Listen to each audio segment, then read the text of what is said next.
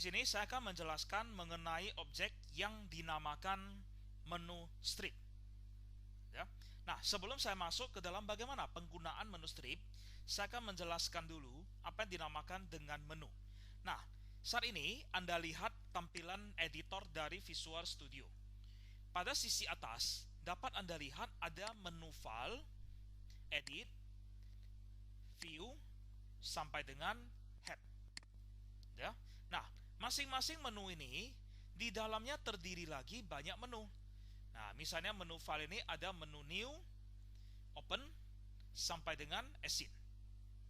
Kalau untuk edit, ada go to, find and replace, sampai dengan bookmark. Nah, kalau untuk yang debug, ada window, ya, sampai dengan option, dan seterusnya. Oke.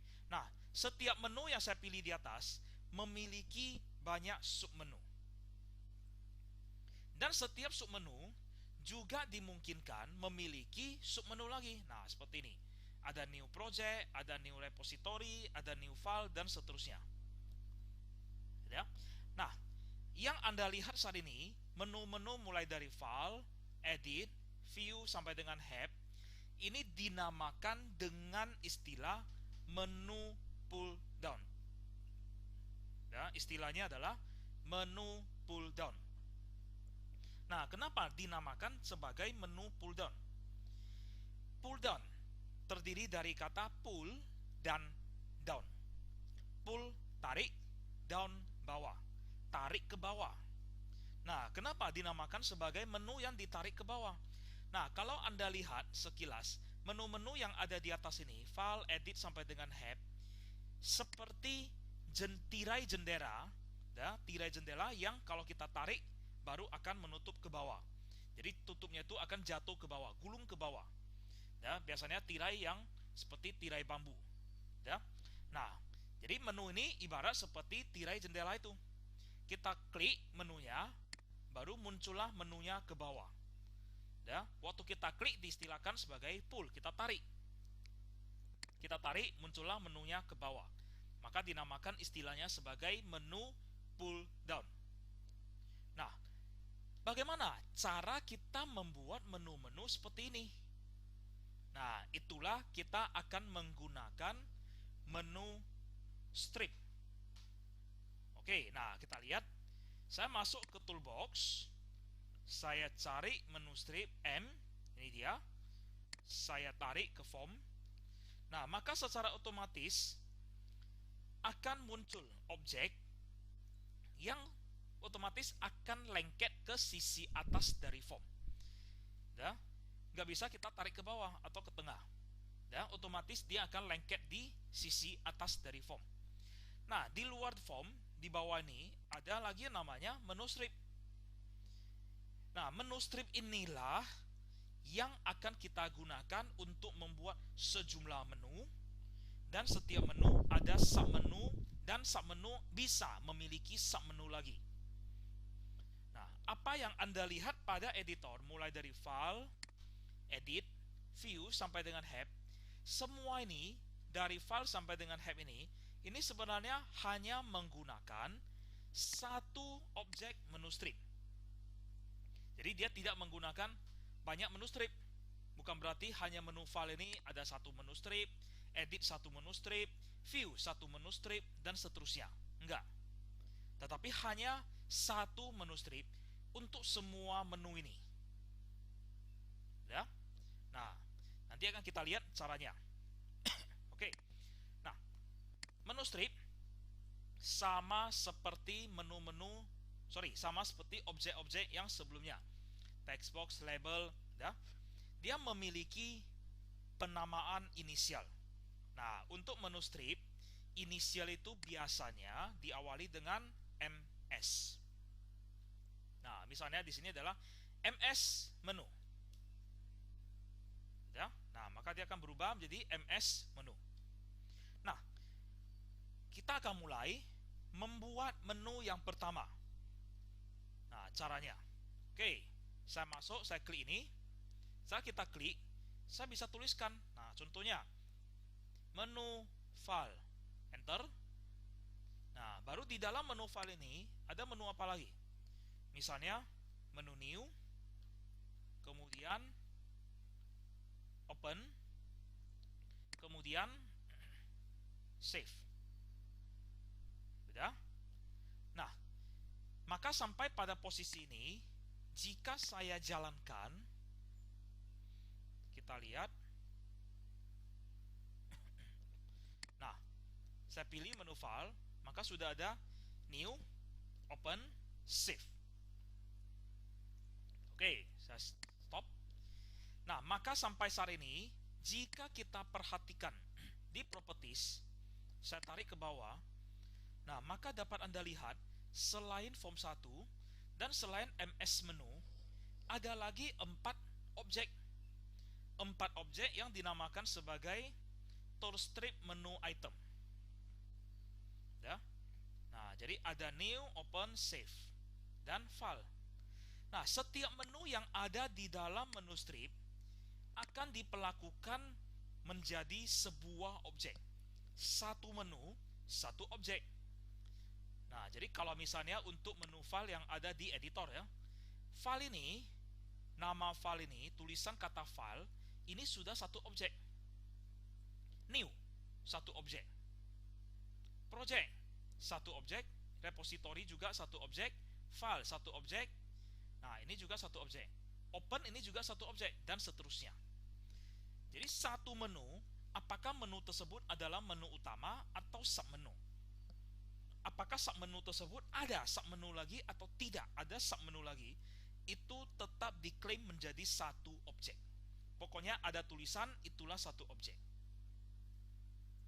Ya?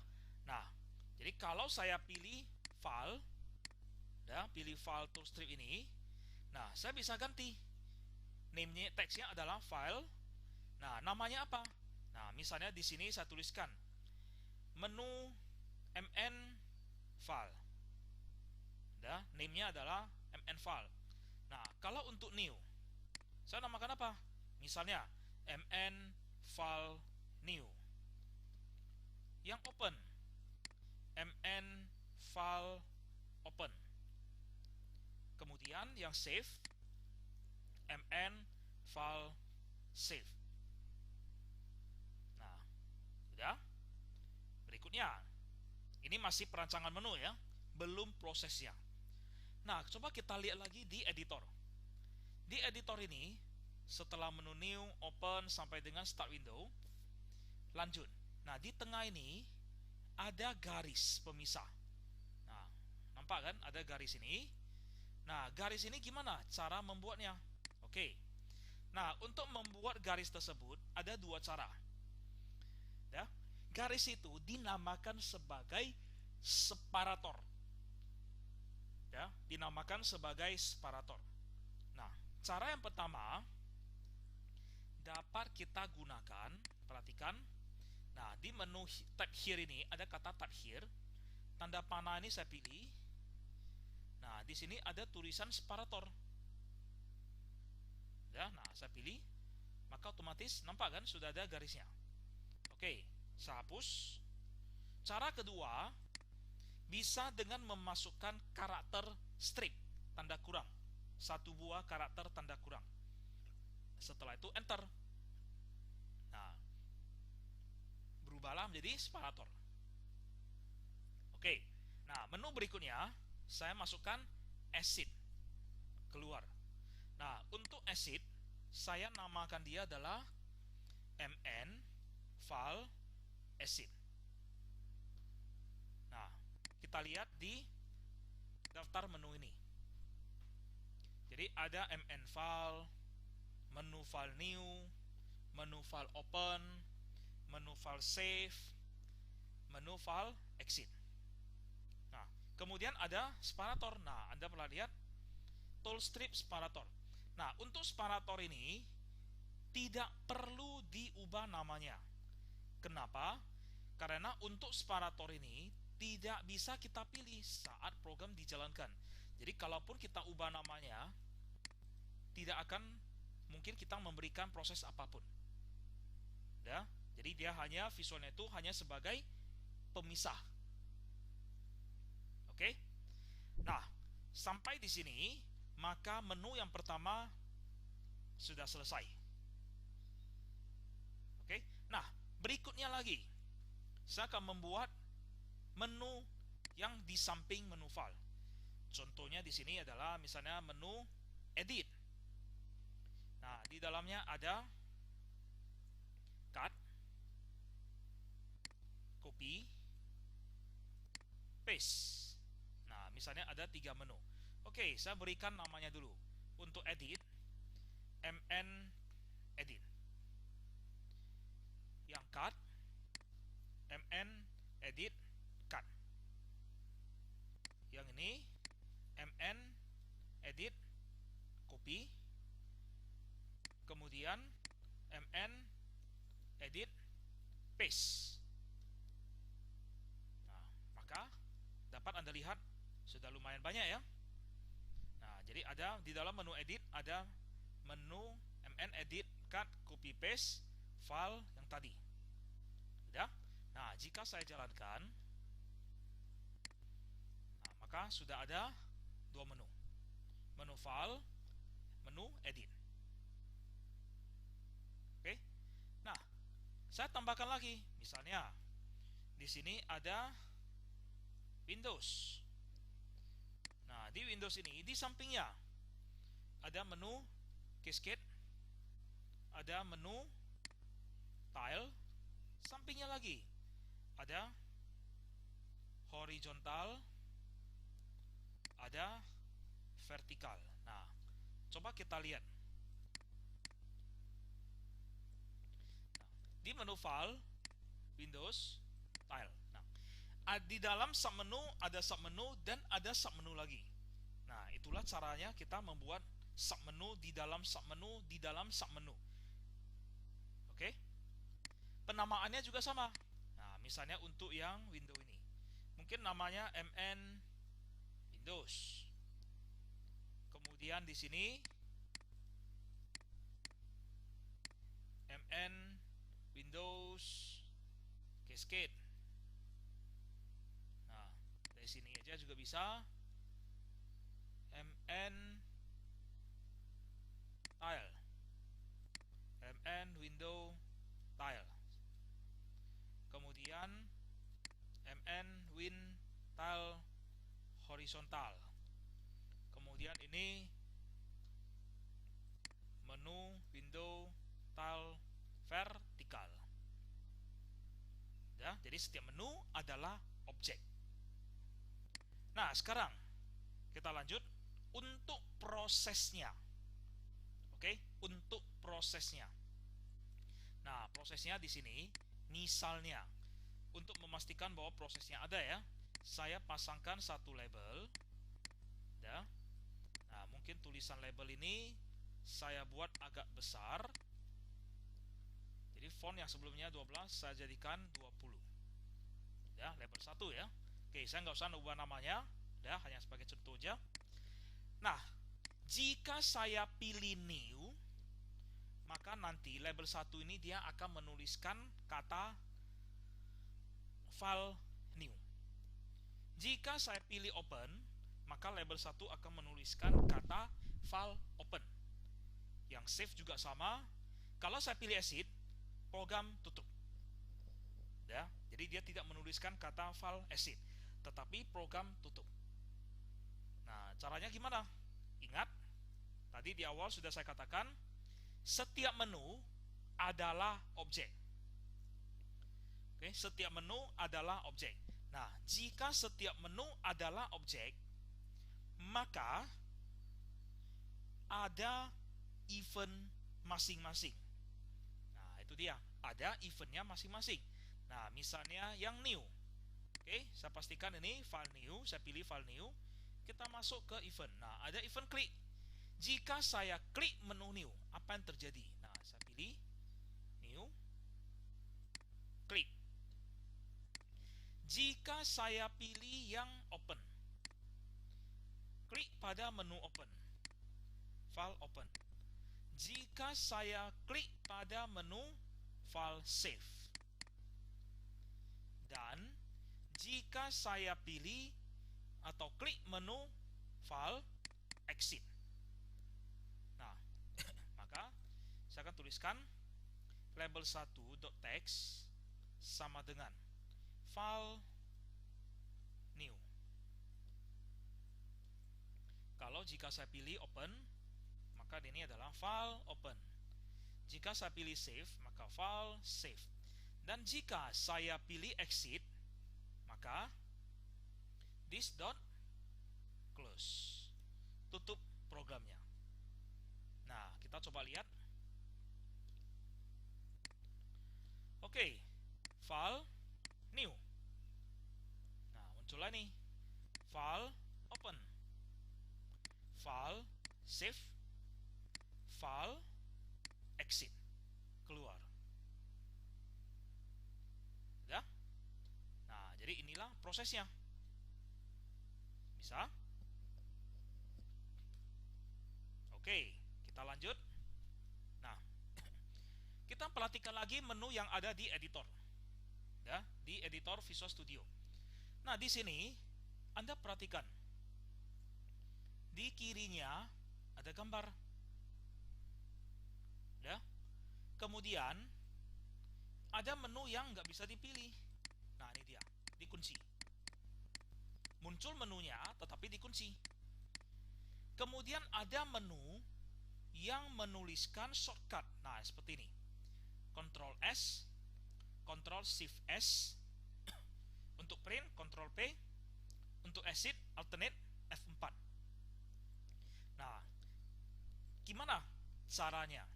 Kita memasangkan gambar, membuat menu yang tidak bisa dipilih, dan shortcut. Oke, satu persatu. Saya akan mulai dari, misalnya saya mengambil sampel aja ya, yang open. Oke, yang open. Nah, saya mau memasangkan gambar di depan kata open ini. Nah, caranya adalah kita masuk ke properties dari file open ya. Nah, ini mn file open. Kita cari namanya image. Oke, nah saya pilih local source. Oke, saya masuk ke file gambar. Nah, misalnya saya mengambil salah satu ini. Oke, open. Oke. Nah, Anda lihat gambar sudah masuk di depan kata menu open. Saya pilih file. Nah, ini dia. Oke. Nah, berikutnya lagi menu yang muncul tetapi tidak bisa dipilih. Oke. Nah, misalnya saya gunakan open copy ini, edit copy. Nah, mn edit copy. Supaya menunya tidak bisa dipilih, maka kita dapat gunakan enable. Properties enable. True atau false. Jika false, maka menu tersebut muncul tetapi tidak bisa dipilih. Nah, benar nggak ini nggak bisa dipilih? Oke, saya akan buat menu open ini menjadi false.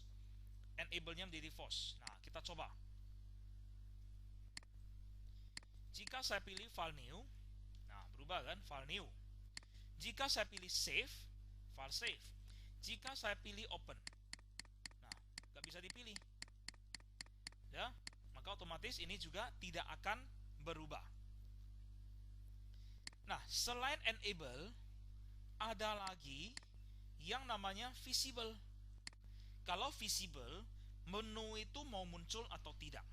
Nah, jadi kalau misalnya visible-nya saya force-kan.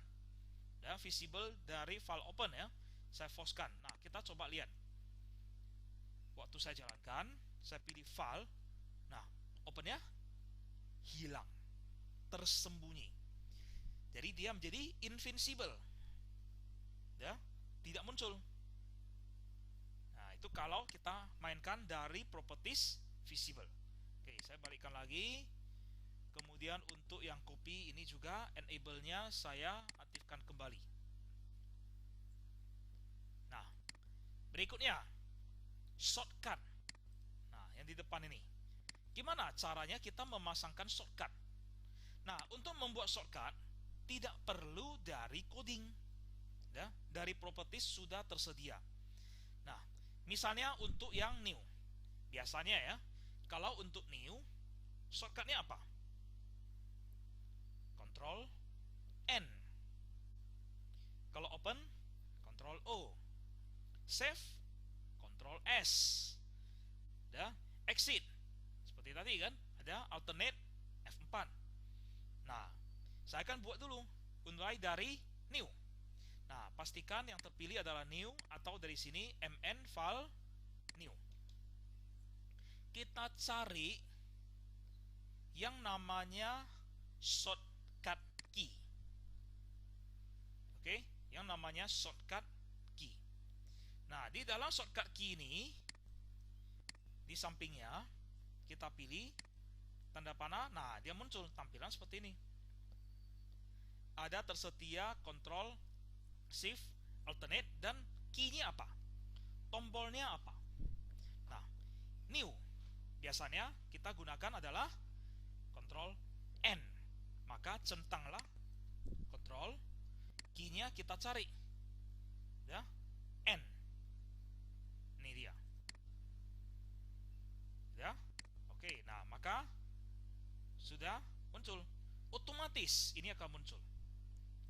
Open, shortcut key-nya adalah Control O. Ini dia. Kalau save, Control S.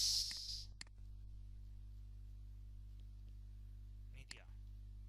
Oke. Nah, untuk exit, saya akan membuatnya lebih kompleks. Ya. Nah, kompleksnya apa? Control, Shift, Alternate, apa? F4. Nah, combo, shortcutnya combo. Ya. Nah, saya harus menekan tombol Control, Alternate, Shift, dan F4 secara bersamaan. Oke, secara bersamaan barulah program ini akan ditutup. Nah, sekarang shortcutnya sudah terpasang. Kita akan lakukan testing terhadap shortcut ini. Nah, untuk memastikan testing ini, saya gunakan keyboard on screen. Oke. Nah, perhatikan. Yang pertama, Control N. Oke, belum. Ya. Control N. Nah, ya. Control S. Nampak? Control O. Nah, ini.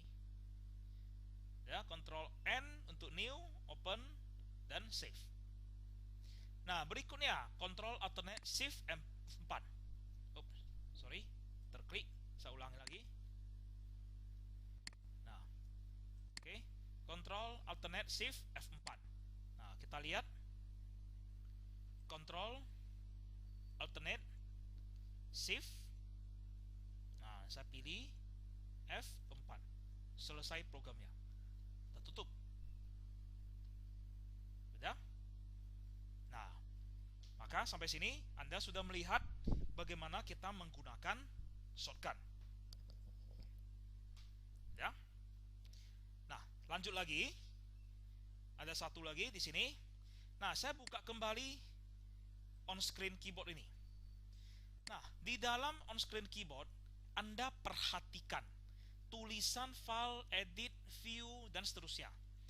Jika saya menekan alternate, ya, nah, perhatikan penulisan menu di atas ini. Anda perhatikan dengan seksama, jika saya zoomkan,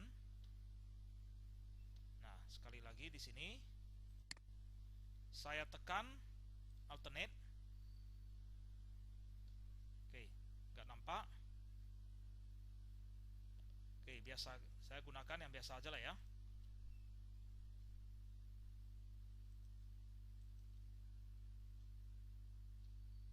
Nah, perhatikan ya, alternate. Nah, file, edit, view, di depan file ini F ada garis bawah. Edit, ada garis bawah. View, V-nya ada garis bawah. Nah, kemudian kalau Anda perhatikan di format, bukan F-nya garis bawah, tetapi O yang garis bawah.